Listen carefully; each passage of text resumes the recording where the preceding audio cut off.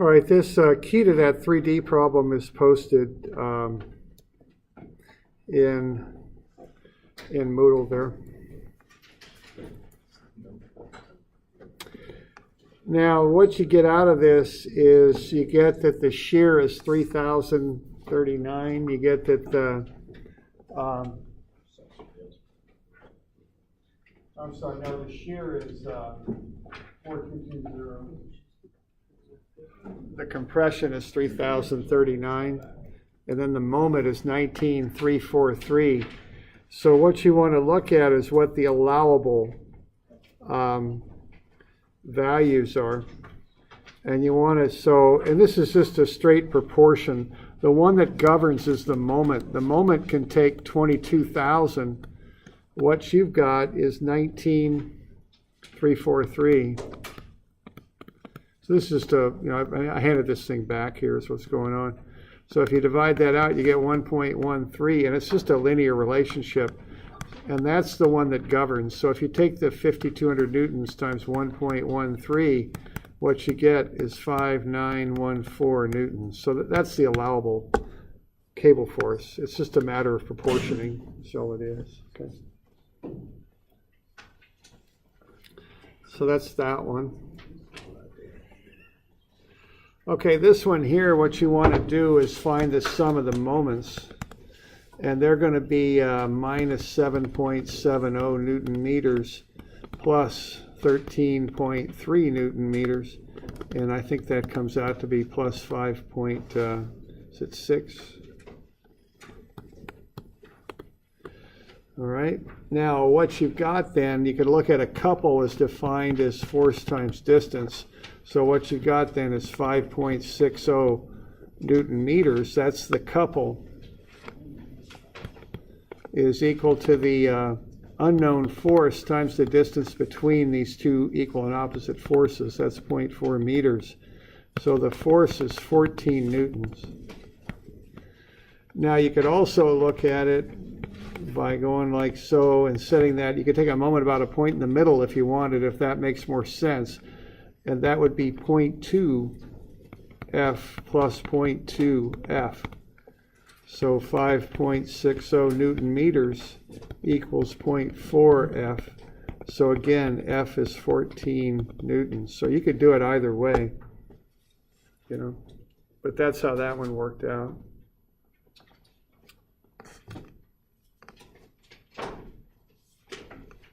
Okay. I'm just going over some of these. These seem fine. Just be sure to get your signs going the right way and label the forces on those.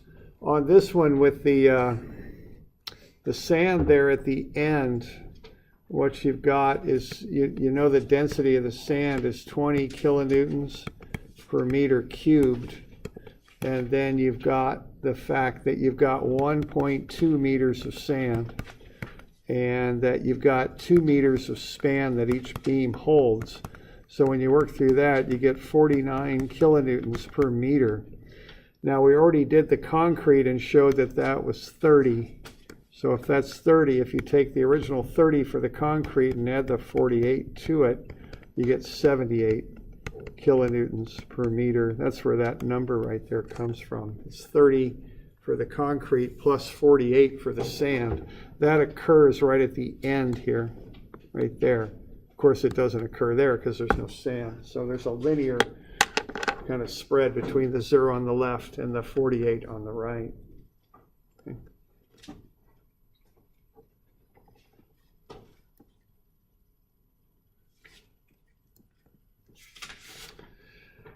All right, now this one, this one seemed to go okay for people. Like I'm saying, I like to keep to a minimum what I got to keep track of in my head. So, I like a nice sketch where I put all the forces on that thing times their offset distances. That's how I would approach that.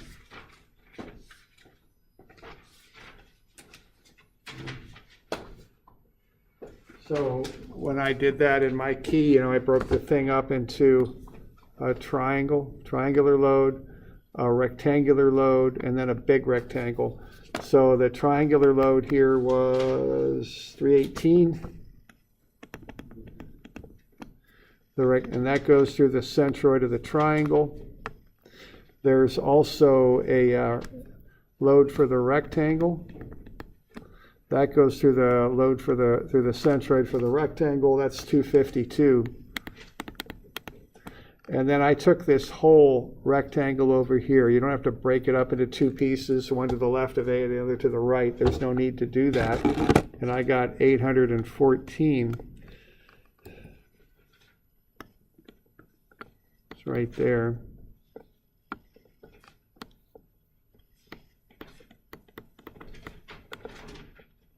Okay.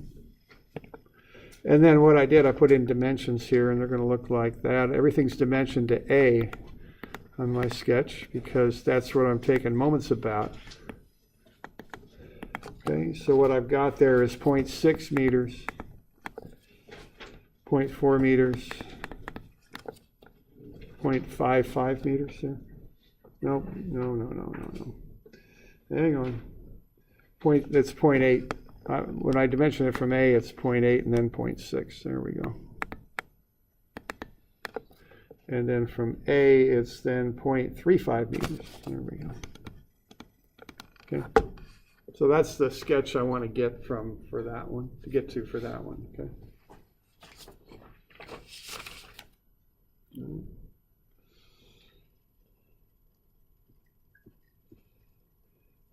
Okay, now this stuff, I got a lot of different sort of answers. So what I was looking for on this, well, first off, put the forces where they belong. You know, some of you had forces all different places on this diagram. The forces with us, they belong in certain locations where they're applied. So, you know, so you want to put them there. All right, so this is RB, this is the 1000. And then the tension had an angle there of 18.4 degrees. So that's what you wanted for the first one. Okay. Now the second one here, you know, you got a pin joint there, so it's RAY, RAX. So again, those forces go at the pin at A. We've got the 190 down. And then this force is RB. Now that makes an angle with the horizontal of 70 degrees. Some of you had kind of a funny line down there for that lower dimension line for the angle. It's with the horizontal. And I'm just taking 90 minus 20 for that one. Okay. This one here, the forces are perpendicular to the flat surface. Here the flat surface is the wall. But here it's the glass plate, so that RC comes up like that, and that makes 90 minus 67, gets you 23 degrees there. And then I've got RB vertical, RA horizontal, and then the weight, 600 newtons. So that's what I've got going on for that one, okay?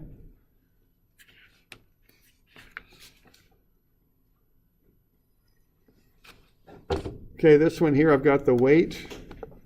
And then I've got all the forces pushing in like that. So the forces from the other pipes look like so. And they're at a 60-degree spread is what they are. So it wasn't 45, it's 60 because there's 6 of them. They're equally spread. And 360 degrees in a circle divided by 6 gets you 60. Okay. So that's the deal with that one. And then this one here, we got a pin joint, so that's RAY, RAX. You're given the fact there's a couple on there of 1,800 Newton meters. You got the weight at 900 newtons, and then you've got RB. So there's the free body diagram of that one. Okay. So we got any question on those free body diagram ones?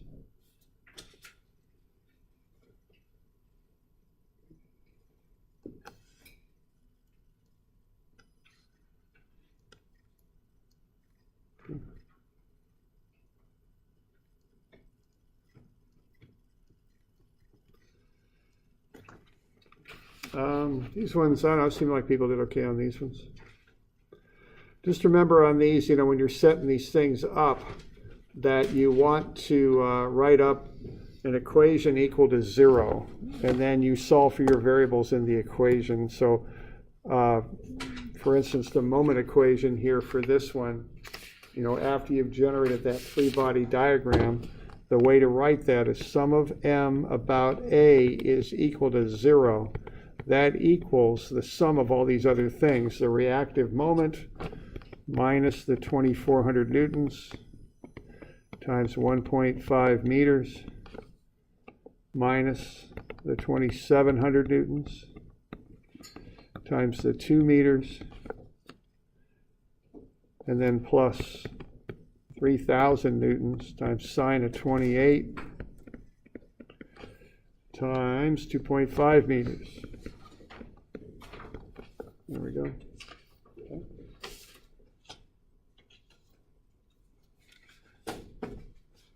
You got any questions on that stuff that I turned back? So that stuff should all be graded now in Moodle and all that. Okay.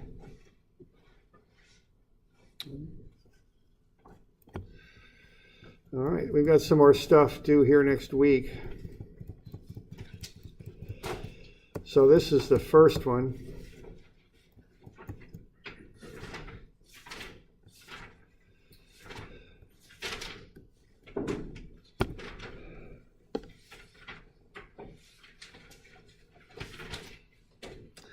So let's have a look at this one.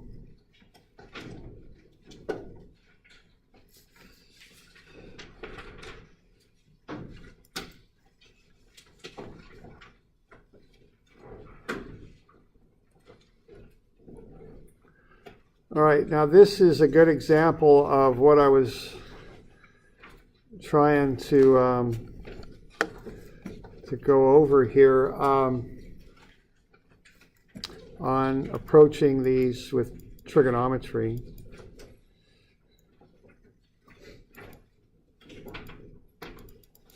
So this one looks like you might be able to do it with inclined axes, but it really doesn't lend itself that well to that. So I don't think I would do this one in that fashion. So what I would do is, see, you've got the angle of the bracket is different than the angle of the ramp. So this would get kind of a little involved to do it with the inclined axes. So what I would suggest on this one is to set up just a regular XY coordinate system on this thing.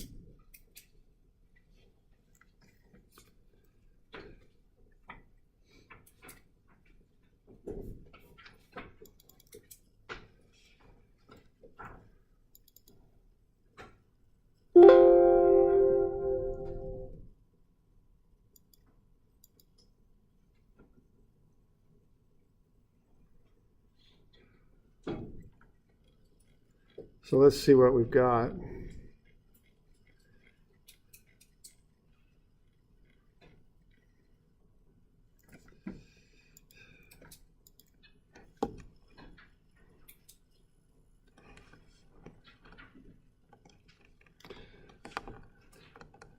All right, so start with the sum of moments about A. So there's a free body diagram for the thing. So you want to start with that. And again, don't overkill this or anything. Just look at that pin joint and put REX and REY on it. Look at the roller on the ramp. Take 90 minus the ramp angle and put the RC reaction there. That's how you want to start with that. Okay? Yeah, question? Says that D is a roller on the smooth, C is a... Oh, is there a typo there? It's C, right? And does it say D? Yeah. Oh, my bad. Okay. Yeah, so that's just a typo. It's a roller at C, kind of like it's drawn. Okay. All right. So we'll start with that. All right. Now, what I'm going to do with this is I'm going to take a moment about A, because I've got two reactions there for the pin joint. I've got a third reaction, R sub C. If I take a moment about A, I'll eliminate REX and REY from the equation, and I can solve for RC. Now, being as that's a right angle bracket, it does look like maybe I could go inclined axes with that, but the angles get to be kind of messy, so I really wouldn't suggest doing that with this one.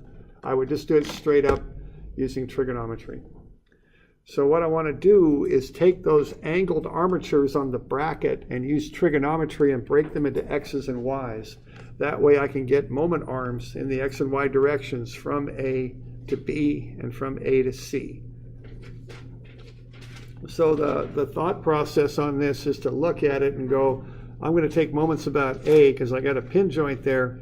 And if I'm going to do that, then I want x and y dimensions to the points where I've got forces. Okay, that's my thought process on this. That's what I'm thinking about. So I'm just going to do some trig there and do that. So I'm going to take that angle of the two brackets, which are 53.13 and 36.87, and use trigonometry to break up the armatures there. So cosine and sine of the angles times the length of the armatures will get me those dimensions. It looks like I'm staying in centimeters here. So I got 9 centimeters, 12. That's for the A to B. And then from B to C, I got 16 and 12 centimeters.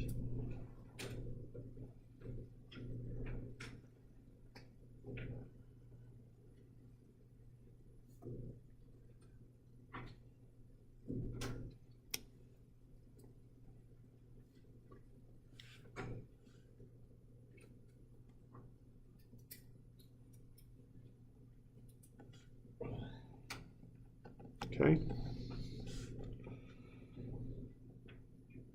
All right, so I just do the trig there.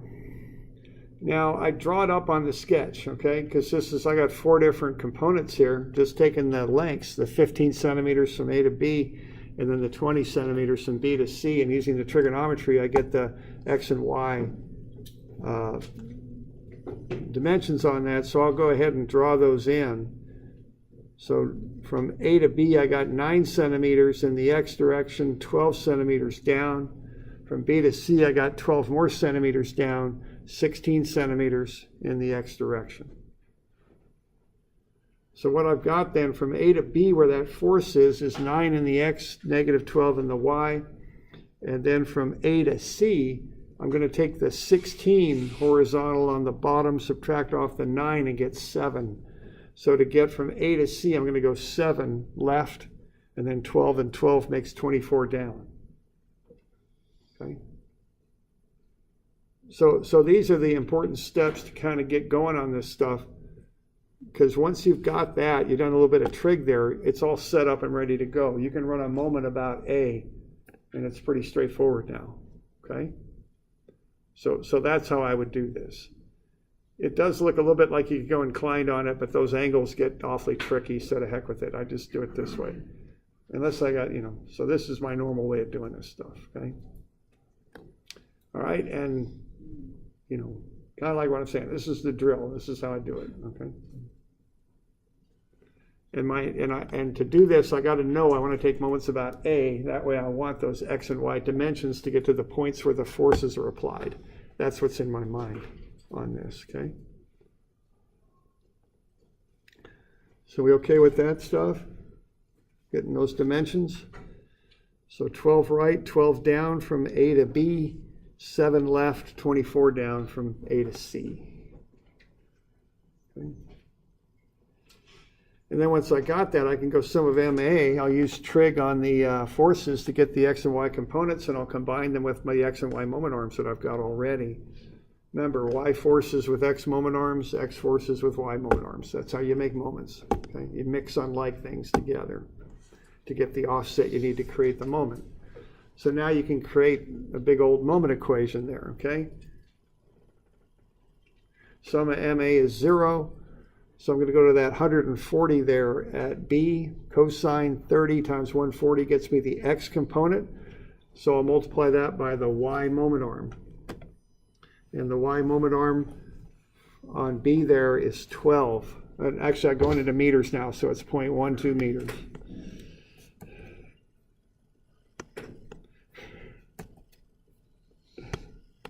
I don't know, man. Okay. It doesn't like that. 10. Maybe I need to do that first. There we go. Okay, so cosine 20 times 140. That gets me the x component, is what that does. Okay. So I'm going to multiply that by the y moment arm. So that's that one. The x component, multiply it by the y moment arm counterclockwise, because that comes around counterclockwise like that. Okay, then I got sine 30, 140. That's the y component times the 0.09 meter moment arm. Okay, so that y component is coming down.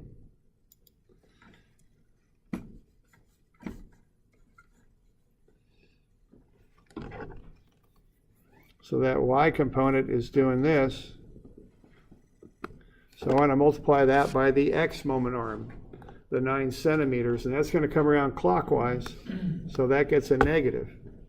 So minus sine 30, 140 newtons times 0.09 meters. Okay, once I got that, I can get to the reaction there at C and do that. Okay.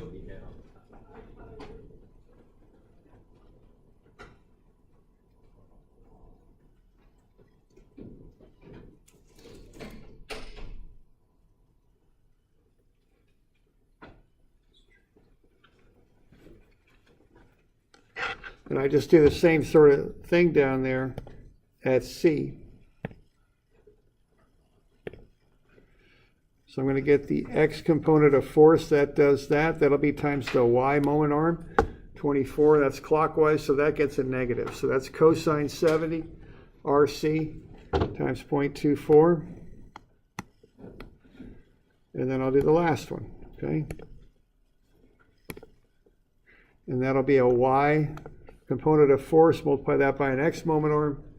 That'll be negative, so that'll be clockwise.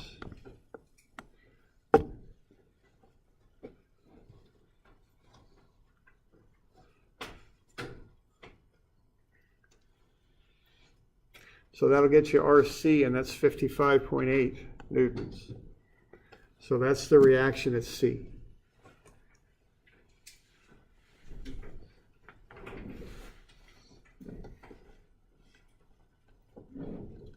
Okay.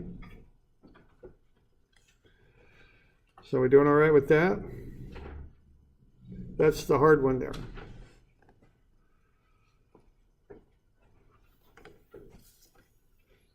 So once you got that, you can just do force equations to get the rest of it, okay? So one moment equation to get RC, and then sum of Fx and sum of Fy to get the other two. So sum of Fx will be Rex plus cosine 30, 140, minus cosine 70 for the 55.8 that we just found. And that'll get you Rex is negative 102 to the left.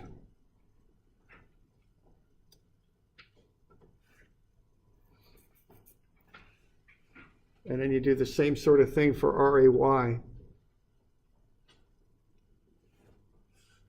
Okay.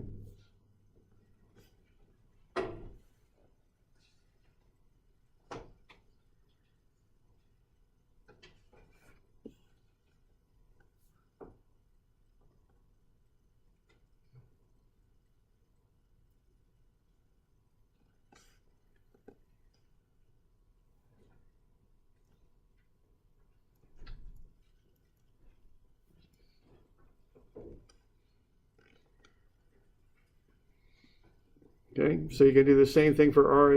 You're going to have Ray up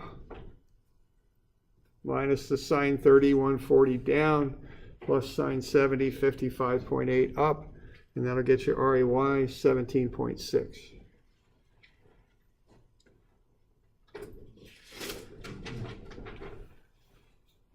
Okay.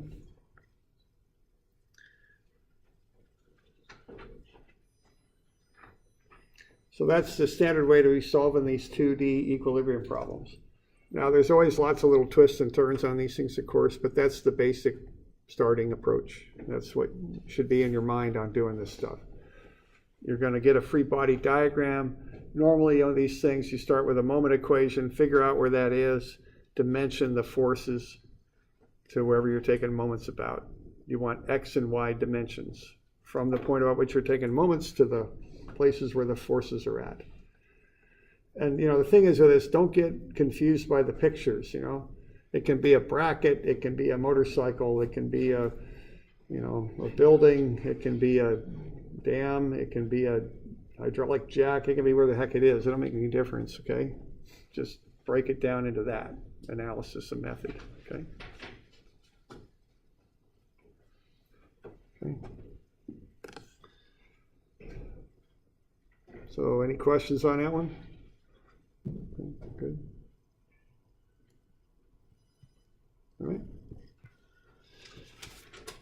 Now this one here, it's a very similar problem. Probably let you do this one. It's the same idea. What's your, after you get that free body diagram drawn, what are you going to do on that one? What's your first thing to do? What's your first equation you're going to write up? About A, yeah. Pin joint, you'll get that cable force then. There's a couple on that one, so remember that. Once you get that cable force, you can get RAX and RAY, okay?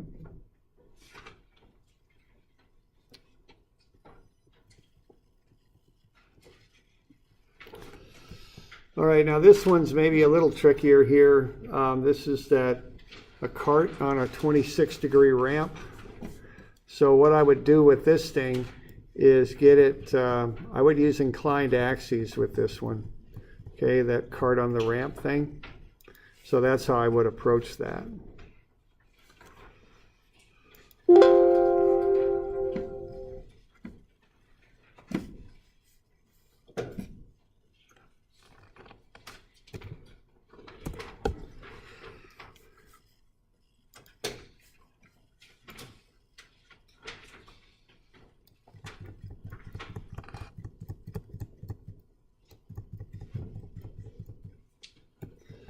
Okay, so this thing, what I would be inclined to do would be to set up an axis system like that. The reason is you've got these forces that are normal to the ramp, like that. You've got the dimensions along the ramp. You've got the friction, which is parallel to the ramp. The only thing you have that isn't on that axis system is the weight, and that's 2,300 newtons, like that.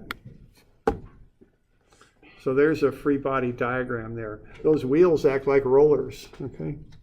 So the forces on the wheels are normal to the ramp. The braking force we'll consider to be a frictional force running along the ramp. And then you've got the 2,300 newtons. Now the one thing to do with this would be to get that 2,300 newtons, get an angle with that. Now, if you got gravity going like that, if you draw, you're going to want to align that to a line parallel to the y prime axis, which is normal to the ramp. So I think what we got here is we got 26 degrees right in there, I think. That'll be that angle. Okay. Now, intuition is pretty good stuff, but we got to be a little careful here when you don't want to get too much into intuitive geometry. That can get you into some trouble sometimes. So what do we got going on here? We got 26 right there. And what's the complementary angle? I don't know. Yeah, 64. Right angle there. All right. So what else do we got going on? We've got, those are opposite angles, right? 26. So that's going to be 64. That's a right angle there. So 90 minus 64 is going to get me back to 26. So I think that's good. I think that's a 26-degree angle.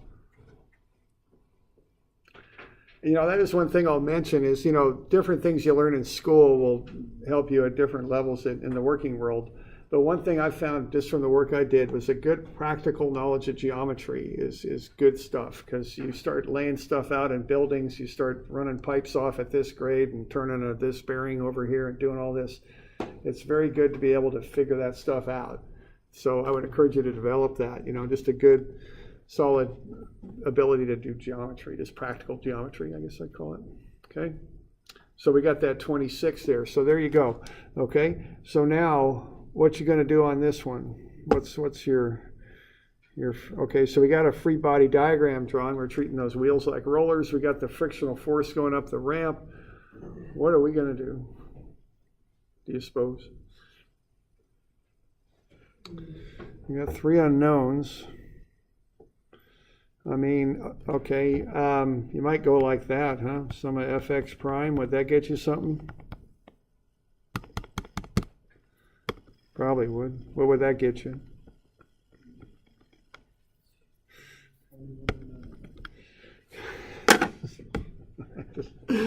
Oh man, this thing, it's very frustrating to work with this thing sometimes. It just doesn't want to respond. I think this thing has communication problems. You should get this thing counseling so it can communicate. All right, so there we go. And when we do that, what are we going to get? We're going to get the force of friction as 1,008 newtons, right? Okay. Now, then we're going to take we got two y prime forces left here, right? So a force equation ain't going to do it. So we're going to have to take a moment. Now, where do you suppose you take a moment about? Center of gravity would be a place. Trouble is, I'm going to get both of those unknowns if I do that. I want to get one out. So, A, yeah, okay. Set that equal to 0. Okay, now you're going to set up an equation there to do that. Now, I'm going to tell you something that people often forget, and I remember, I think I forgot this stuff when I was in school. What we're going to do here, we're going to take that weight and break it up into components, and people always get this one. That's 2300 cosine 26. That goes to the center of gravity. But what's the other one you got to get? Yeah, sine 26. People often forget to pick that one up. It's not quite as intuitive to see it, okay? But just remember to do that because you're up at the center of gravity, and that will cause a counterclockwise moment there, okay? So remember that, okay? So what you're going to have then is you're going to have three terms, okay?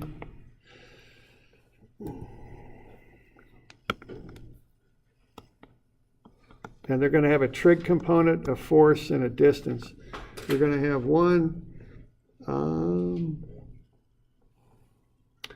then you're going to take away another, and then you're going to have the easy one there, which is 1.5 RB, and that'll be plus. Okay, so that's how you're going to set that thing up. And then what you're going to find when you do that is RB is equal to something that's pretty interesting. It's 289 newtons. See what's going on? You're on that ramp, so that front wheel gets pretty light because all that weight's going back on A is what it's doing, okay? So now you got sum of fx prime, sum of ma, and then you're going to finish this thing up, not with a moment, but with a sum of fy prime. Set that equal to 0, run those numbers, and you'll get our A, and that's 1778, okay?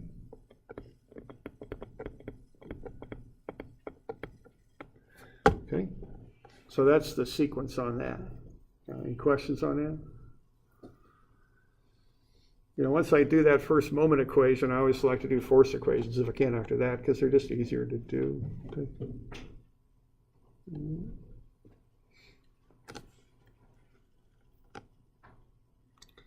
Okay. Okay. So that's that one. Oh, here's this one. That one's exciting. Let me wait on that one for a minute. Let's do this one. Okay, this is a pump. You know, they got these wet wells, and they take a pump and they'll run them down a track. They got kind of this track that extends vertically into the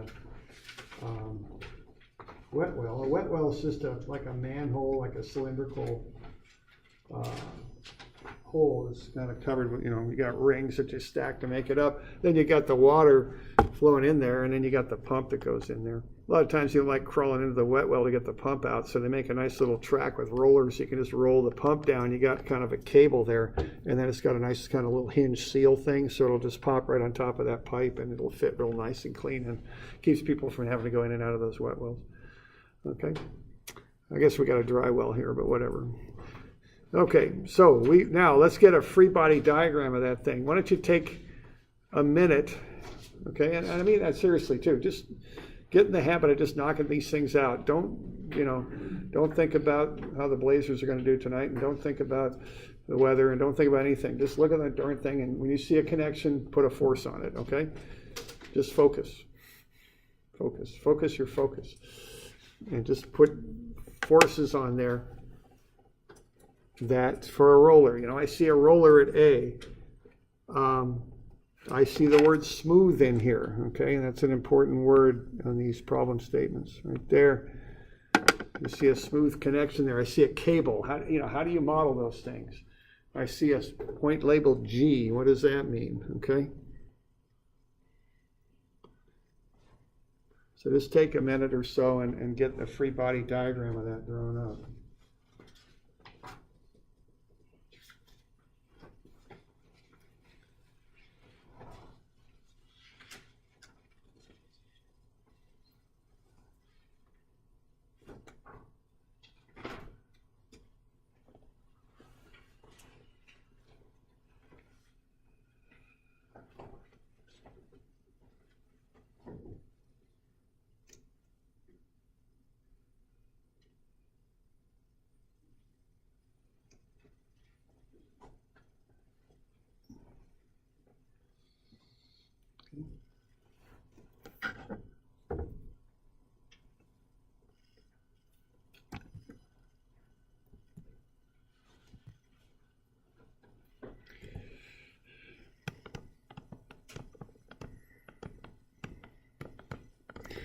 You got the mass of the thing. We deal with weights though, so remember that. So we want to kick that 120 up by gravity, and that will get us something, the weight. And I don't seem to have that. Oh, here it is. So that's 1177 newtons. So I'll put that at the center of gravity here. If the cable, the force follows the cable, so there's the tension at C. I've got a roller, so RA will be perpendicular to the flat surface. And then I've got that smooth little thing. That looks like a rocker. We were talking about those earlier. So that looks like a free body diagram. You all got to that? And see, I'm not doing any, again, I'm not thinking about too many different things. I'm seeing a cable, so I write a force over it. I see a roller, so I draw a force perpendicular to the flat surface, and I see a rocker looking thing there. It's smooth connection. So I draw RB perpendicular to the flat surface. That's all I'm doing. I'm not thinking about anything else. Okay, that's all I'm doing. And I put the weight at the center of gravity.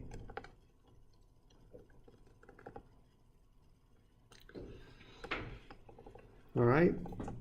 Now, so there I am. So what's my next move there? What am I going to start with? Because I got three unknowns. The general rule, now, of course, you know how general rules are. It never works all the time, but it works a lot of the time. Take a moment about a point where two unknowns intersect.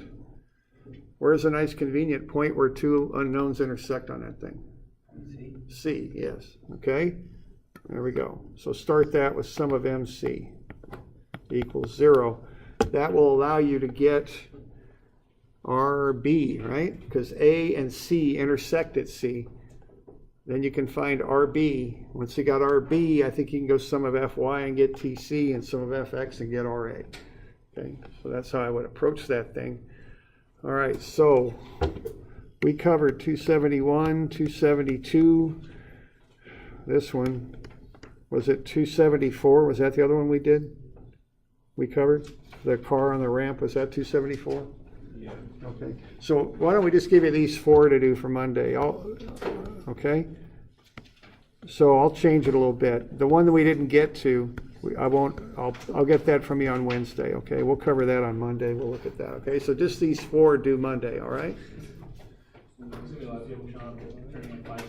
Well, I'm going to send a message out on Moodle and all that, but, oh, they do, okay, yeah. Yeah, I know how this will go, but let's do it this way, okay? So these four, make it due Monday? Yeah, on Moodle, it says they were all 5 are due on Wednesday. On Wednesday? Yeah. Well, that's interesting. Yeah. Huh. It does? All right, well, let's do it this way then, sorry. So what's the one I skipped? Was that 275? Yeah. I said that on Moodle that they were due Wednesday? Okay, we'll make all 5 due Wednesday. Why don't we do that? Really? All right, so we'll just do that if it's in Moodle.